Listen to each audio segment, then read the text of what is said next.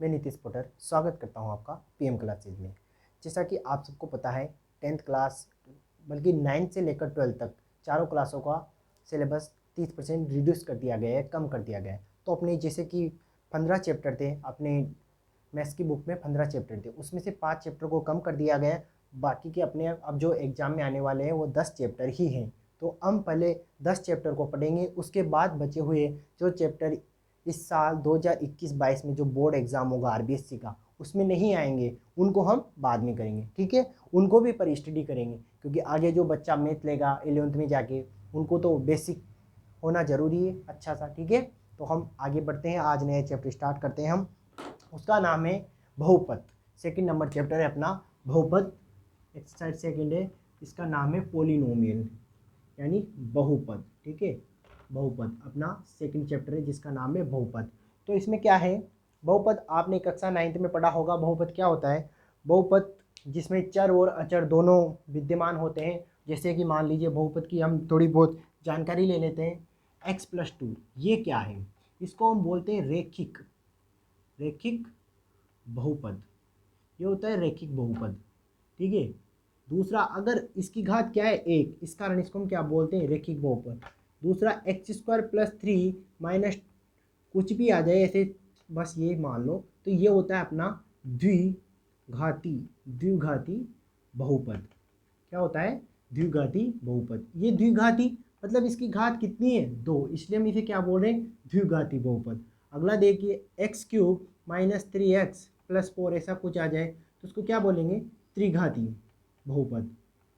त्रिघाती बहुपद। ठीक है, अब आपके मन में ये डाउट आ रहा होगा कि घात इसकी 3 है तो इसकी भी तो 1 है, तो इसको रेखिक बहुपद क्यों नहीं बोल सकते? ठीक है, जैसे मान लो x³ आ गया -2x² आ गया +3x आ गया। अब आप बोलोगे घात 2 भी है 3 भी है और x की 1 भी है, तो इसको त्रिघाती क्यों बोला? आपने 9th में डेफिनेशन पढ़ी होगी, अगर 9th क्लास पढ़ी होगी तो ऑब्वियसली पढ़ी ही होगी जब 10th में आया हो तो उसमें इसमें परिभाषा होती है बहुपद की घात। एक चीज़ होती है बहुपद की घात। अब बहुपद की घात के बारे में समझते हैं, वो होती क्या है बहुपद की घात। इसमें क्या है? चर। जैसे ये क्या है? बहुपद। तो इसको मान लेते हैं, जैसे मान लो p(x) बोलते हैं बहुपद को, p(x) बराबर ऐसे कुछ लिखते हैं। ठीक है, x चर में बहुपद। ठीक है, तो जैसे इसको बोलते हैं हम बहुपद में चर की अधिकतम कैसे लिखते हैं? मैक्सिमम। ठीक है, अधिकतम घात। समझे? बहुपद की घात क्या होती है? बहुपद में चर की अधिकतम घात। चर क्या है यहाँ पर? x, और x की अधिकतम घात क्या है यहाँ पर? 3, इसलिए हमने बोला इसे त्रिघाती। जैसे मान लो x की पावर 4 आता तो चतुर्घाती हो जाता, वहाँ तो कभी चलना नहीं है हमें। ठीक है, तो चर की जो अधिकतम घात होगी, मैक्सिमम घात होगी, अधिक से अधिक घात होगी, उसी को हम क्या बोलेंगे? बहुपद की घात बोलेंगे। ठीक है, हो गया ये क्लियर?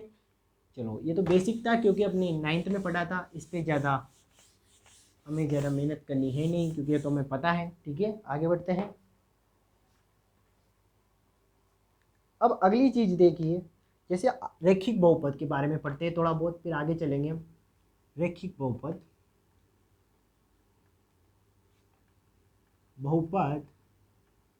रेखिक बहुपद का व्यापक रूप क्या होता है? जैसे व्यापक रूप हम इसे मानते हैं, रेखिक बहुपद का व्यापक समीकरण वो होता है ax + b। ये होती है रेखिक बहुपद का व्यापक रूप, रेखिक बहुपद की व्यापक समीकरण। ठीक है, तो ये होती है। अब इसमें हमसे पूछ लिया जाए कि इसके शून्य ज्ञात करो, मतलब x का मान ज्ञात करो, तो कैसे करते हैं? जो ये बहुपद होता है उसको सबसे पहले 0 के बराबर करते हैं। क्या शून्य ज्ञात करने हो तो शून्य के बारे में समझेंगे। शून्य क्या होते हैं? जो x की वैल्यू होगी यहाँ पर, ठीक है, अब वो x की वैल्यू रखेंगे और वापस इसमें रखेंगे। अगर फिर इसको सेटिस्फाई कर जाए, मतलब आंसर 0 आ जाए, तो वो जो x की वैल्यू हमने इस बहुपद में रखी है वही क्या होगी? इसकी शून्य। तो आगे अच्छी तरह से समझ में आएगा जब क्वेश्चंस करेंगे। अभी देखते हैं x की वैल्यू यहाँ से क्या लिख लेगी, b को उधर लेके जाएंगे -b, a/a में आएगा ये, तो x यहाँ पर निकल के आता है -b/a। ठीक है, अपने पास ये क्या है? रेखिक बहुपद का व्यापक रूप से x का मान आया -b/a। ठीक है, अब ये अपने पास रेखिक बहुपद का ये क्या है? इसे क्या बोलते हैं हम? ये एक रेखिक बहुपद का क्या हो गया? x।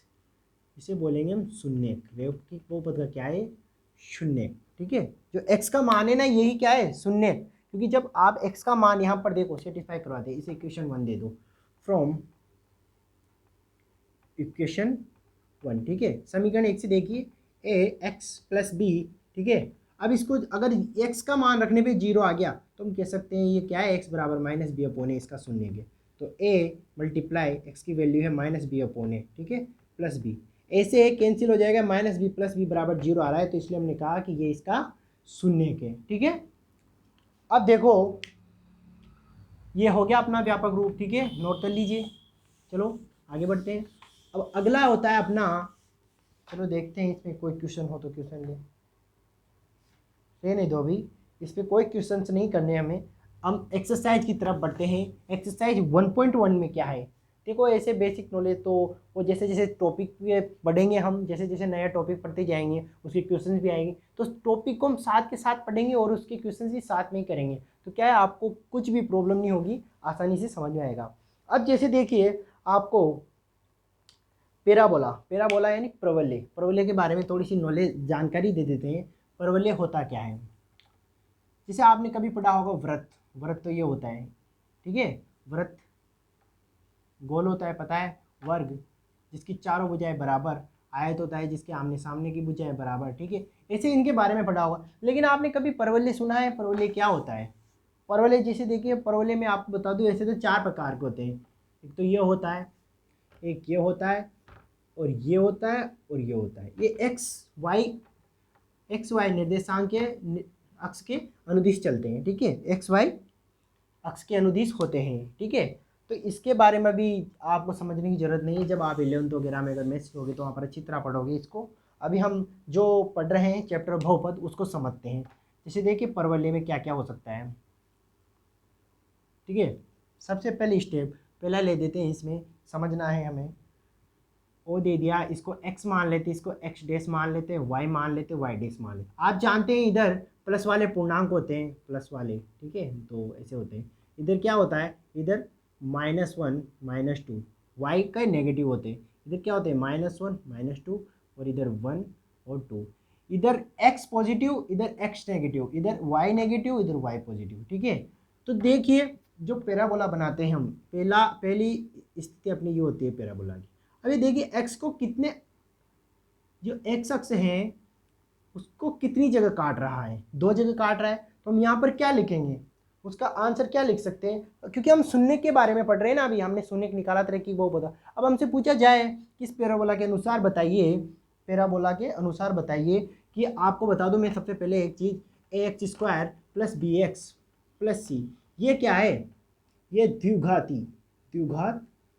समीकरण है, एक तरह से द्विघात समीकरण है, और इसे द्विघाती बहुपद भी बोलते हैं। इस द्विघात समीकरण जो हमने रैखिक बहुपद का व्यापक रूप पढ़ा था x+b, ये द्विघात बहुपद का व्यापक रूप है। ठीक है, तो इसमें क्या है, हमसे पूछा जाए इसके शून्य बताइए इस पैराबोला के अनुसार, तो ये इसका क्या है? पैराबोला जैसे रैखिक बहुपद की या तो एक लाइन ही होती है, और जब हम द्विघात समीकरण का कोई चित्र बनाते हैं तो एक पैराबोला के रूप में आता है, x² का होता है। ये x² का चित्र या तो ऐसे होता है, या फिर ऐसे होता है, या फिर ऐसे होता है, या फिर ऐसे होता है। मैंने बताए थे अभी चारों आपको। ठीक है, अब देखिए इसने एक्स अक्ष को कितनी जगह काटा? 2 जगह। तो यहाँ पर हम क्या लिखेंगे कि इसके कितने शून्य संभव हैं? इसके अनुसार पहली स्थिति से देख लीजिए, इसमें 2 शून्य संभव है। ठीक है, इसमें 2 शून्य संभव है। अब देखिए दूसरी स्थिति में 1 2 3 लिखने की जरूरत नहीं है बार बार। ठीक है, दूसरी स्थिति में भी देखिए, ये भी इसी पे लागू होती है। ठीक है, इसमें भी क्या है, एक्स को कितनी जगह काटा है? 2। जरूरी नहीं हो एक्स को पॉजिटिव पार्ट में ही काटे, वो नेगेटिव भी हो सकता है, x-1 भी हो सकता है और +1 भी हो सकता है, पर काट तो एक्स को 2 जगह ही रहा है ना, तो हम क्या बोलेंगे? शून्य किसके कितने? 2। ठीक है, अब अगली देखिए, इस स्थिति में इसके शून्य कितने थे? 2। अब अगली देखिए और स्थिति क्या हो सकती है? ये स्थिति हो सकती है कि पैराबोला जा तो रहा है, वाई एक्स को तो काट रहा है लेकिन एक्स से टच होकर आ रहा है, तो यहाँ पर हम क्या बोलेंगे? क्योंकि क्वाड्रेटिक अपनी किस में है? क्वाड्रेटिक यानी द्विघात समीकरण किस में? एक्स में, तो हम एक्स के मान लेंगे। अब कह देंगे एक्स को कहीं भी नहीं काटा, टच करके आ रहा है, तो यहाँ पर क्या लिखेंगे हम? काट तो नहीं रहा लेकिन टच करके आ रहा है, तो यहाँ पर क्या लिखेंगे हम? शून्य कितने? 1। काटो या मत काटो पर एक जगह टच तो कर रहा है ना, तो यहाँ पर कोई ना कोई मान तो होगा शून्य। और इसी प्रकार दूसरी स्थिति इसी में बना देते हैं, वो ऐसे भी हो सकता है ऊपर वाला पैराबोला इसके टच कर दे, ठीक है। तो एक शून्य होता है इन दोनों स्थितियों में, क्योंकि एक्स को एक जगह टच कर रहा है वो, ठीक है। तो हम क्या बोलेंगे इसके इस स्थिति में, किसका कितना है, एक शून्य के, ठीक है। अब अगली देखिए, तो स्थिति और है, उसमें क्या है, पैराबोला क्या होता है, ऐसे वो ऊपर से ही निकल जाता है, एक्स को टच ही नहीं करता। तो यहाँ पर क्या बोलेंगे हम, शून्य के बराबर जीरो। इसके शून्य क्या है इस स्थिति में, क्या है, जीरो, ठीक है। समझ में आ गया, क्या है इसके शून्य, जीरो, क्योंकि एक्स को कहीं पर टच नहीं कर रहा। जितनी बार जितनी जगह एक्स को काटेगा उतने ही उसके क्या होंगे, शून्य, ठीक है। आगे बढ़ते हैं क्वेश्चंस की तरफ। ये तो एक स्थितियाँ थी इनको समझने के लिए, ठीक है। हम आगे बढ़ेंगे अब, अपनी इसको तो लिख ही रहने देते हैं हम, क्योंकि द्विघात समीकरण के बारे में ही समझ रहे हैं, ठीक है। ये व्यापक रूप है द्विघात समीकरण का, ठीक है, जिसे x square plus b x plus c, ठीक है। तो देखिए x square plus b x plus c, तो ये अपना व्यापक रूप है। अब इसी के अनुसार, इसी के आधार पर हम जो अपनी एक्सरसाइज है उसके क्वेश्चन करते हैं, ठीक है। जैसे पहली एक्सरसाइज अपनी, सॉरी एक डाल दी इसमें गलती से, अपनी 2 है ये बहुपद में, तो 2.1 लेते हैं हम, क्या 2.1 लेते हैं, ठीक है। 2.1 ले लिया हमने। अब 2.1 एक्सरसाइज को हम सोल्व कर रहे हैं, तो कैसे करेंगे, देखिए पहला क्वेश्चन दिया हुआ है, इसमें बोला गया है कि किसी बहुपद px के लिए y बराबर p ऑफ x का ग्राफ नीचे आकृति में दिया गया है। प्रत्येक स्थिति में px के शून्यकों की संख्या ज्ञात कीजिए। तो पहला ग्राफ ऐसा दिया हुआ है उसमें आपकी बुक में कि y डैश, ठीक है, y x डैश, ठीक है। अब इसमें क्या है, एक लाइन खींची हुई है। अब इसमें पूछ रहा है कि शून्य बताइए। तो अभी जस्ट मैंने आपको बताया, अगर एक्स एक्स पर नहीं टच कर रहा हो या एक्स एक्स को नहीं काट रहा हो तो शून्य क्या होगा, इसका शून्य क्या होगा, बता सकते हैं, जीरो, ठीक है। सेकंड स्थिति है, फर्स्ट की सेकंड, फर्स्ट वाले में ये फर्स्ट वाला था, सेकंड वाला, सेकंड स्थिति दे रखी है उसमें ऐसी वाली, ठीक है। अब देखिए एक्स एक्स को कितनी जगह काट रहा है, एक जगह, तो इसके शून्य कितने होंगे, क्या लिखेंगे हम, एक। मतलब एक्स एक्स को जितनी जगह पर काट रहा है वही उसके क्या होंगे, शून्य। थर्ड पोजीशन देखिए, ठीक है। अब इसमें देखिए इसमें क्या है, ये अब इसमें पूछ रहा है कि कितनी जगह काट रहा है। तो देखिए 1 2 3, तो इसके शून्य कितने हो गए, शून्य 3 शून्य हो गए, ठीक है। जितनी जगह एक्स एक्स को काटेगा उतने ही उसके क्या होंगे, शून्य, ठीक है। अगली स्थिति है ये, अब इसमें भी ऐसा ही है पैराबोला, पर काट नेगेटिव पार्ट में रहा है, फिर भी हम तो वही बोलेंगे कि शून्य कितने हैं, 2, ठीक है। शून्य कितने, 2, ठीक है। अगला स्टेप देखिए, अगला पैराबोला ये सा बना हुआ है,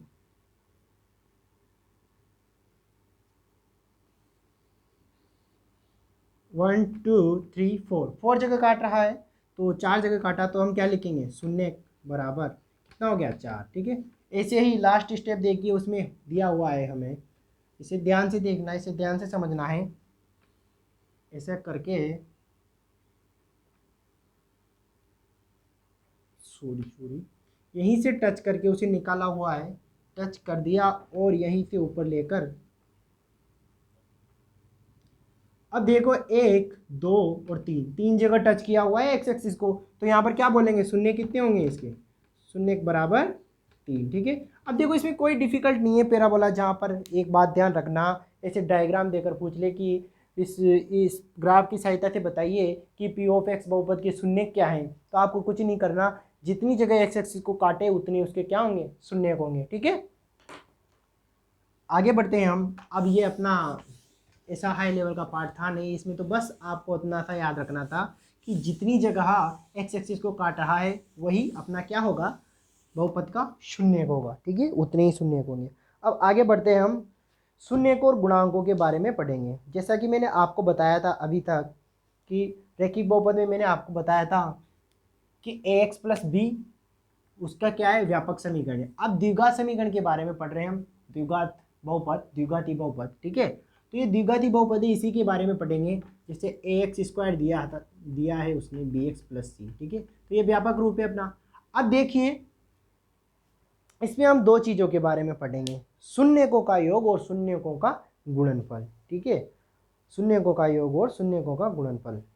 तो जैसे मान लीजिए सबसे पहले हम क्या करते हैं, इसमें माना कि समीकरण एक डाल दो इसे, ठीक है। पी ऑफ एक्स लिख दो, कुछ भी लिख दो, ठीक है, ठीक है। बहुपद पी ऑफ एक्स के शून्य क्रमशः अल्फा एंड बीटा है, ठीक है। हमने क्या माना कि बहुपद पी ऑफ एक्स के शून्य क्रमशः अल्फा एंड बीटा है, ठीक है। हमने इसको अल्फा और बीटा को इसके शून्य मान लिया। अब ध्यान से देखना, जो शून्यकों का योग होता है ना, ये आपको याद रखना पड़ेगा। शून्यकों का योग, शून्य क्या है, अल्फा प्लस बीटा, तो उसको क्या लिख दें हम यहाँ पर, अल्फा प्लस बीटा, ठीक है, ठीक है। वो क्या होता है, ध्यान से देखना, शून्यकों का योग होता है, माइनस लगाना है, सबसे पहले माइनस भी होना चाहिए, और यहाँ पर लिखेंगे एक्स चर, ठीक है। तो यहाँ पर लिखेंगे माइनस ऑफ एक्स का गुणांक, ठीक है। माइनस तो आपको लगाना ही है, चाहे उस संख्या के साथ माइनस आए तो भी आगे माइनस लगाना है, ठीक है। माइनस एक्स का गुणांक बटे एक्स स्क्वायर का गुणांक, ठीक है, समझ गए। अब ध्यान देना यहाँ पर माइनस एक्स, तो माइनस एक्स का गुणांक क्या है, यहाँ पर गुणांक आपने कक्षा 9th में पढ़े होंगे, जिस चर के आगे जो संख्या होती है वही उस चर का क्या होता है, गुणांक। तो एक्स का गुणांक क्या है यहाँ पर बी, और चिन्ह लगाना है माइनस, ठीक है, बटे एक्स स्क्वायर का गुणांक है यहाँ पर ए, तो ठीक है। तो अपने पास कुल मिला के अल्फा प्लस बीटा बराबर कितना आ गया, माइनस बी अपॉन ए, ठीक है। ये आ गया अपने पास, एक इक्वेशन ये होगी, दो लिख दो इसे। अगला है अपने पास शून्यकों का गुणनफल, ठीक है, शून्यकों का गुणनफल। इसमें देखिए अल्फा एंड बीटा होता है, इसमें भी ये सही है। इसमें क्या होता है, एक्स का गुणांक ना होकर क्या होता है, अचर। अचर क्या है अपने पास यहाँ पर, ठीक है। तो अचर सी है, तो यहाँ पर लिखेंगे अचर पद लिखना है यहाँ पर, बटे एक्स स्क्वायर का गुणांक, ठीक है। ध्यान से देखना, एक्स स्क्वायर का गुणांक, ठीक है। तो देखिए अचर पद क्या है अपने पास सी, और एक्स स्क्वायर का गुणांक क्या है ए, यही एक्स स्क्वायर का गुणांक। तो यहाँ से आया अल्फा बीटा बराबर सी अपॉन ए, ठीक है। यहाँ पर क्या आया, शून्यकों का गुणनफल कितना आया, सी अपॉन ए। तो ये बहुत इंपॉर्टेंट है, ये चीज़ें आपको याद रखनी होगी, ठीक है। इनको अच्छी तरह नोट डाउन करें, आराम से लिखें और अच्छी तरह याद कर लें इनको, ठीक है। जिसके बाद हम आगे बढ़ते हैं। अब जैसे देखिए इस समीकरण को हम कैसे लिखते हैं, इस प्रकार लिख सकते हैं, एक इक्वेशन बनती है इनसे कि x square minus alpha plus beta into x, ठीक है, प्लस अल्फा बीटा, ठीक है, ये इक्वेशन बनती है। द्विघात समीकरण बनानी हो अगर शून्यकों के योगफल और शून्यकों के गुणनफल से, तो ये वेरी इंपॉर्टेंट है, इसको अच्छी तरह याद करें, ध्यान रखें, ये आपको याद करनी पड़ेगी। कि कोई पूछे कि शून्यकों का गुणनफल और शून्यकों का योग दिया हुआ है, या फिर दोनों शून्यकों का मान दिया हुआ है किसी द्विघात समीकरण के या किसी द्विघाती बहुपद के, तो उस द्विघात समीकरण का निर्माण करो जिसके शून्य दिए हुए। तो आप कैसे करोगे, सबसे पहले लिखोगे x square minus of into, minus के बाद यहाँ पर लिखना है आपको अल्फा प्लस बीटा, मतलब शून्यकों को जोड़कर मल्टीप्लाई एक्स कर देना है, उसके बाद प्लस बी प्लस करना है और अल्फा बीटा को गुणा करके फिर लिख देना है। अभी जो क्वेश्चन करेंगे तो आपको ये अच्छी तरह समझ में आएंगे, ठीक है। आगे बढ़ते हैं।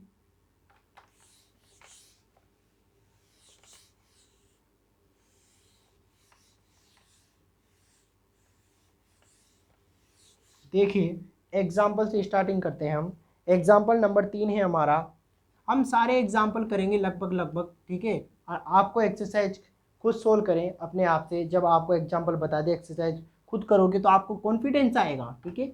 उसने दिया हुआ है x square plus 7x plus 10, ठीक है, के शून्य ज्ञात कीजिए। द्विघात बहुपद है के शून्य ज्ञात करने हैं हमें, ठीक है, शून्य ज्ञात करने, क्वेश्चन मार्क शून्य ज्ञात करने हैं। उसके बाद देखिए उसने बोला है कि शून्य को तथा गुणांकों के बीच में संबंध की सत्यता भी ज्ञात कीजिए। इसके शून्य ज्ञात करने, उसके बाद उनके शून्य को तथा गुणांकों के बीच रिलेशन क्या है वो उनकी भी हमें सत्यता की जांच करनी है। जैसे अभी समीकरण 2 में हमने निकाला था कि अल्फा प्लस बीटा बराबर माइनस बी अपॉन ए और अल्फा इंटू बीटा बराबर सी अपॉन ए, तो उनके संबंध ज्ञात करने हैं, क्या ये इक्वल है या नहीं, या ऐसे ही निकाल के रख दिया हमने, ऐसे ही फॉर्मूले बना लिए अपने हिसाब से, तो उसके यहाँ पर जांच भी करके देखेंगे। अब ध्यान देना, आपने 9th में भी ऐसे क्वेश्चन किए होंगे, ठीक है, तो देखना इसको शून्य ज्ञात करने के लिए सबसे पहले क्या करेंगे हम, इसका क्या है गुणनखंड करेंगे। क्या करेंगे, किसी भी संख्या का गुणनखंड करना जानते हो। अभी आपसे मैं पूछूं कि 16 के जैसे 4 का गुणनखंड क्या होता है, 2 × 2 होता है, सब जानते हैं 4 का गुणनखंड। ऐसे ही इस जो ये समीकरण दी हुई है द्विघात समीकरण, ठीक है, द्विघाती बहुपद हैं जो भी है, तो उसका हमें क्या करना है, गुणनखंड निकालना है। अब गुणनखंड कैसे करेंगे, देखो पहला स्टेप है आपको जो आगे वाला टर्म है और जो ये वाला टर्म है लास्ट वाला, इन दोनों को गुणा करना है द्विघात समीकरण में। तो कितना हो जाएगा, 10x² हो जाएगा, x² को 10 से गुणा करेंगे तो हो गया, ठीक है। अब इन दोनों का काम खत्म, इन पे ध्यान मत दीजिए, इनको हम ऐसे कैसे लिख देते हैं, जिसका बीच में गैप छोड़ दो, ठीक है, 10 लिख दिया हमने। इन दोनों पर ध्यान मत दीजिए, इन दोनों को गुणा कर दिया, इधर लिख दिया। अब इन दोनों को ऐसे कैसे लिख दो, अब बीच में जो है, अब 7 को इस तरह मतलब तोड़ना है, ध्यान देना, 7 को ऐसे 2 नंबरों में विभाजित करना है, मतलब ऐसे 2 नंबरों में तोड़ना है कि उन जब दोनों नंबरों को जोड़े तो 7x आ जाए और गुणा करे तो 10x² आ जाएगा। सोचो वो नंबर है, मैं बताऊं 5x, आपको ऐसे सोच के तोड़ना पड़ेगा, इसका कोई ट्रिक वगैरह नहीं है, ठीक है। 2x देखियो, 5x मल्टीप्लाइड 2x करेंगे तो अपने पास क्या आ जाता है, ठीक है। और जब जोड़ते हैं तो 7x आ जाता है, हो गया क्लियर। जोड़ेंगे तो 7x, गुणा करेंगे तो ये आना चाहिए 10x², जिसको हमने x² प्लस x² इंटू 10 करके लाया था, ठीक है। अगली स्टेप देखिए, इन दोनों में से x कॉमन ले सकते हैं हम, यहाँ पर क्या बचेगा x प्लस यहाँ कितना है 5 प्लस इसमें से 2 कॉमन ले सकते हैं, यहाँ पर x बचा, 10 में से 2 कॉमन लिया तो 5 बचा, ठीक है। अब दोनों में देखो x + 5 कॉमन है, x + 5 कॉमन ले लिया, तो यहाँ पर कितना बचा x, यहाँ कितना बचा 2, ठीक है। अब शून्य निकालने के लिए अब एक स्टेप ध्यान रखना, हमेशा जो द्विघात बहुपद होता है द्विघात समीकरण, उसको हमेशा 0 के बराबर करते हैं शून्य निकालने के लिए, मूल निकालने के लिए, ठीक है। अब देखो हमने इसको 0 के बराबर कर दिया, लेकिन हमें पता नहीं है कि x + 5 x के बराबर, सॉरी x + 5 0 के बराबर है या फिर x + 2 0 के बराबर है, तो हम दोनों को ही 0 के बराबर करके देखते हैं, ठीक है। 0, x + 2 = 0, ठीक है। तो यहाँ से x बराबर -5 आ जाता है, x बराबर -5 आ जाता है, और यहाँ पर भी x बराबर -2 आ जाता है। ये दो क्या आ गए अपने पास, अब इनको हम क्या बोल देंगे, ये तो है अपने पास अल्फ़ा और ये है अपने पास क्या बीटा, तो अपने पास क्या आ गए अल्फ़ा बीटा आ गए, ठीक है। हमने क्या निकाल लिए, जो बहुपद था उसके शून्य निकाल लिए, जिनको हमने अल्फ़ा बीटा माना था। अब देखो सत्यता की जांच करनी है, वो समीकरण याद करो, मैंने लिखाया था कि शून्यकों का योग, शून्यकों का योग क्या होता है, अल्फा प्लस बीटा, ठीक है, इक्वल टू लिखाया था -b/a। अब अगर -b/a और अल्फा प्लस बीटा बराबर आ गए तो हमारी सत्यता की जांच क्या होगी, सही सिद्ध हो जाएगी। तो अल्फा प्लस बीटा क्या है, यहाँ पर अल्फा है -5 और बीटा कितना है -2, तो -5 और यहाँ पर कितना है -2, तो ये कितना हो जाएगा, minus minus minus plus minus हो जाएगा, तो -2 और -5 कितना होता है -7, ठीक है। माइनस हो बी कितना है अपने पास, बी ये देखो वो द्विघा, इससे देखो व्यापक समीकरण से, ए जो यहाँ पर है x² का गुणांक होता है, बी x का गुणांक होता है, सी क्या होता है अचर होता है, ठीक है। तो बी क्या है अपने पास 7, माइनस का चिन्ह पहले से लेना ही है, 7 लिख देंगे। अगला ए देखो यहाँ पर क्या है, ए कितना है 1, कुछ भी नहीं दिया हुआ है तो क्या है 1, तो यहाँ पर 1 -7 बराबर -7 आ गया, 1 का भाग -7 में देंगे तो ही आएगा, तो अपनी सत्यता की जांच क्या हुई, सही सिद्ध हो गई, ठीक है। अगला देखिए, एक स्टेप और थी, शून्यकों का गुणनफल, ठीक है, गुणनफल। तो इसमें लिया था हमने अल्फा इंटू बीटा बराबर c/a, इसकी भी जांच करते हैं। अब देखो अल्फा इंटू बीटा, अल्फा कितना है अपने पास -5, ध्यान देखना, अल्फा कितना है -5 और बीटा कितना है -2, तो मल्टीप्लाई करना है -2 से, ठीक है, बराबर सी कितना है अपने पास अचर सी 10, ठीक है 10, ए कितना है 1 है 1, ठीक है, एक्स स्क्वायर का गुणा कितना है 1, ठीक है, देखो -5 को -2 से गुणा करेंगे तो इधर क्या आएगा +10, ठीक है, इधर भी कितना है +10, तो ये अपनी पास सत्यता की जांच क्या हो गई, सही सिद्ध हो गई, ठीक है। क्वेश्चन क्लियर हुआ, आया समझ में, ठीक है, आगे बढ़ते हैं।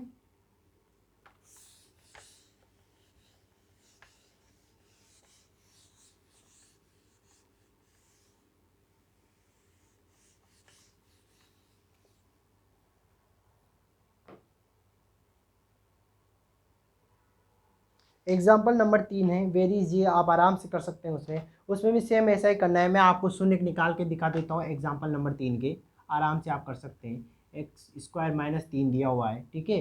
अब इसमें सेम वैसा ही बोला है कि इस बहुपद के शून्य ज्ञात कीजिए और शून्य को तथा गुणांकों के बीच सत्यता संबंध ज्ञात करें। तो वही संबंध रिलेशन ज्ञात करना है, alpha plus beta equal to -b/a। अगर इक्वल है तो हम कह देंगे सत्यता सही है, हमने सत्यता की जांच कर ली, ठीक है। और alpha into beta equal to c/a आ गया तो हम कह सकते हैं कि जांच सही सिद्ध हुई, ठीक है। इसी प्रकार से सबसे पहले आप देखिए, इसमें तोड़ने की वगैरह की किसी की जरूरत नहीं है। आपने कभी एक फॉर्मूला पढ़ा हो, मैंने पढ़ाया था पिछली क्लासों में, जानते हैं फॉर्मूला याद है, a² - b² equal to a+b into a-b। ये फॉर्मूला यहाँ पर लगेगा जिसमें हम इसके क्या निकाल सकते हैं, गुणनखंड निकाल सकते हैं। सबसे पहली स्टेप यही है कि जो बहुपद दिया हुआ है उसके गुणनखंड कैसे निकालें, उसके गुणनखंड कैसे करें। तो देखिए उनके गुणनखंड का हम आसानी से निकाल सकते हैं। गुणनखंड निकालने के लिए देखो ये फॉर्मूला यूज में लेंगे। सबसे पहले x² माइनस √3 को हम कैसे लिख सकते, सॉरी 3 को हम लिख सकते हैं √3 का स्क्वायर लिख सकते हैं, क्योंकि √3 को √3 से गुणा करते हैं तो हमेशा अपने पास याद रखना वही सेम संख्या, अगर समान हो संख्या और रूट लगाओ तो संख्या निकल के बाहर आ जाती है, ठीक है। तो √3 को √3 से गुणा करके वापस 3 आ सकता है, इसलिए हमने √3 और स्क्वायर लिख दी, क्योंकि स्क्वायर से रूट को काट सकते हैं हम, पता है आपको, ठीक है। अब देखिए यहाँ पर a बराबर क्या है x और b बराबर क्या है √3, तो ये फॉर्मूला लागू है। इसको a² मान लो, इसको b² मान लो, तो a + b यानी x + √3, ठीक है, मल्टीप्लाई x - √3।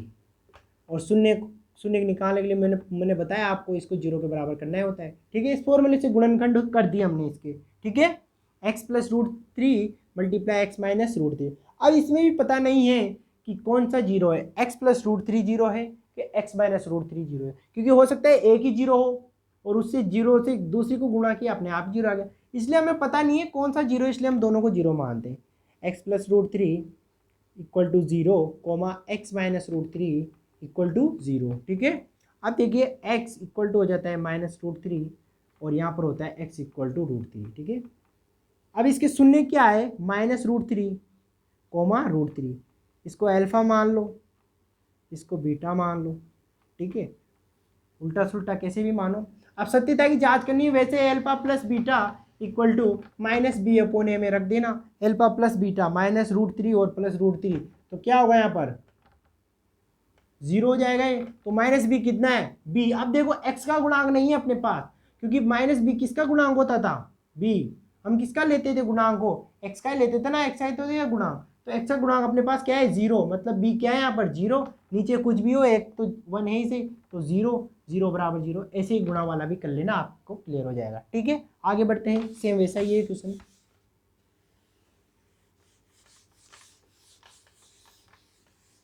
आगे देखिए,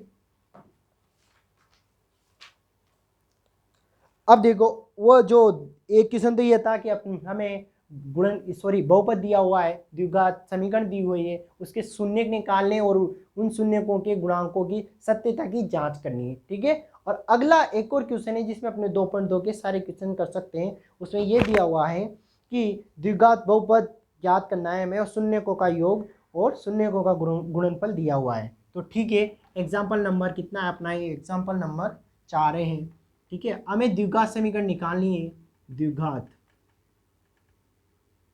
बहुपद ज्ञात करना है, आप बहुपद बोल दो, ठीक है, बहुपद हमें ज्ञात करना है। हमें दिया हुआ है शून्यकों का योग कितना दिया है, शून्यकों का योग दिया है हमें -3, ठीक है। एंड शून्यकों का गुणनफल, ठीक है, ये दिया हुआ है हमें कितना, 2, ठीक है। अब मैंने आपको एक इक्वेशन लिखाई थी अभी, थोड़ी मतलब सब सवाल स्टार्ट नहीं किए थे उसके पहले, कि x² minus alpha plus beta multiply x plus alpha beta, ये इक्वेशन याद है, मैंने लिखाई थी। अब इससे हम आराम से ये निकाल सकते हैं, अल्फा प्लस बीटा यानी क्या है, शून्यकों का योग है, तो x² लिखो माइनस ऑफ, यहाँ कितना है -3 into x plus alpha beta यानी शून्यकों का गुणनफल, दोनों शून्यक होते थे ना, तो इन शून्यकों का गुणनफल है कितना है, 2, ठीक है। x² माइनस माइनस को गुणा करेंगे तो +3x + 2, ये अपना द्विघात बहुपद आ गया, x² + 3x + 2, ठीक है, हो गया अपना। चलो आगे बढ़ते हैं, कुछ भी नहीं है ऐसे सवालों में।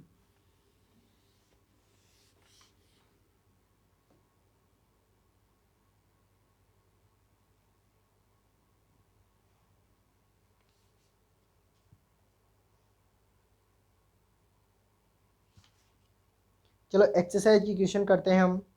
एक्सरसाइज में अब इसके बाद देखो, हम द्विघात बहुपद पढ़ लिया, रैखिक बहुपद पढ़ लिया, अब इसमें हम त्रिघात बहुपद भी पढ़ेंगे, जिसके बारे में हम अगली क्लास में डिस्कस करेंगे, क्योंकि आज अगर उसके बारे में पढ़ाए तो क्लास बहुत लंबी हो जाएगी, क्योंकि जो क्या है कि मतलब अगर हम टॉपिक पढ़ रहे हैं तो उसके साथ क्वेश्चन करेंगे तो टॉपिक अच्छी तरह समझ में आएगा। इसलिए हम आज अगर टॉपिक करवा दें तो उसके क्वेश्चन नहीं हो पाएंगे क्लास में, तो अगली क्लास में उसके क्वेश्चन कराएंगे तो आपको इतना याद नहीं रहेगा। इसलिए हम उस टॉपिक को, जो त्रिघाती बहुपद है, उसको अगली क्लास में पढ़ाएंगे और उसी के साथ उसके क्वेश्चंस करवाएंगे।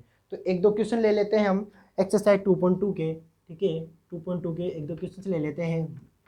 पहला वाला क्वेश्चन है, जिसमें पहले का फर्स्ट आप कर सकते हो, सेकंड भी कर सकते हो, थर्ड, चलो थर्ड करते हैं, ठीक है।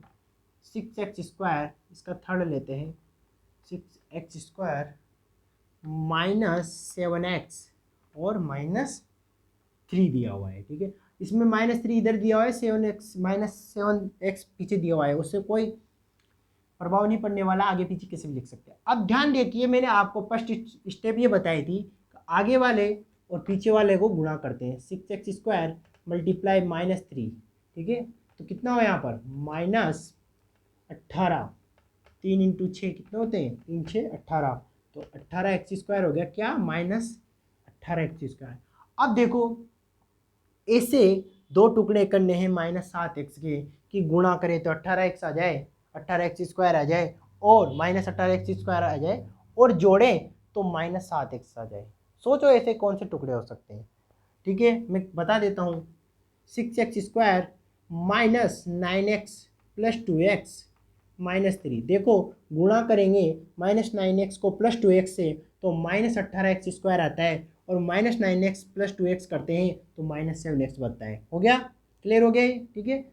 शून्य ज्ञात करने के लिए 0 के बराबर करना ही पड़ता है, क्योंकि इसमें वो शून्य की पूछ रहा है और सत्यता की ज्ञात करने को बोल रहा है, ठीक है। अब इसमें से देखिए, 6x² 9x में से क्या कॉमन ले सकते हैं हम, 3x कॉमन ले सकते हैं, 3x कॉमन लिया तो यहाँ कितना बचा, 2, क्योंकि 3 को 2 से गुणा करके वापस 6 ला सकते हैं, इसमें से x कॉमन ले लिया, यहाँ पर x बचा -9 में से 3 कॉमन ले लिया और x भी कॉमन ले लिया, तो यहाँ पर ओनली 3 बचा, ठीक है।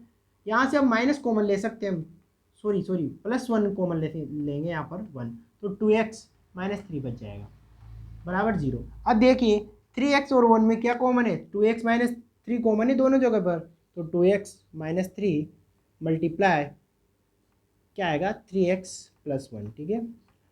दोनों को 0 के बराबर करना पड़ेगा, 2x -3 = 0, 3x + 1 = 0, ठीक है। तो यहाँ पर x की वैल्यू आती है, 3 को उधर लेके जाएंगे +2 में, ठीक है, कोमा यहाँ पर x आएगा -1/3।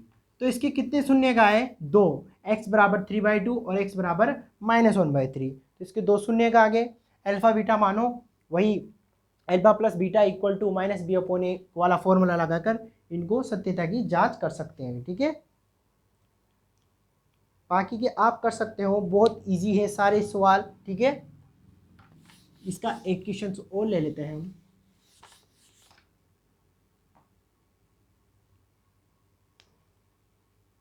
चलो आगे बढ़ते हैं, चलो सेकंड वाला क्वेश्चन देखो, सेकंड वाले में भी मैं एक और बता देता हूँ। इसमें दिया हुआ है कि एक द्विघात बहुपद ज्ञात कीजिए जिसके शून्यकों के योग का गुणनफल क्रमशः दी गई संख्या है।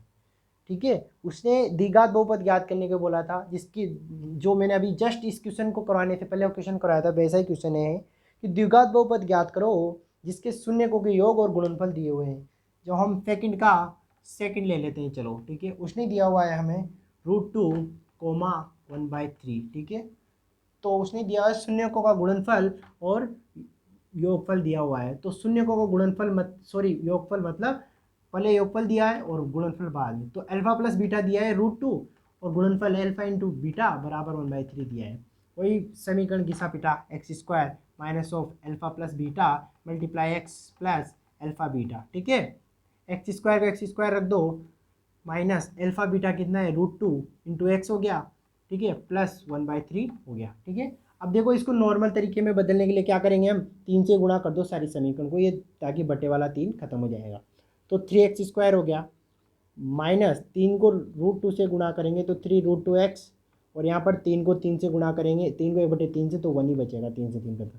ये आ गया अपना द्विघात बहुपद। ठीक है, बहुत ईजी है, आप कर सकते हो। ठीक है, आज की क्लास को हम यहीं पर समाप्त करते हैं।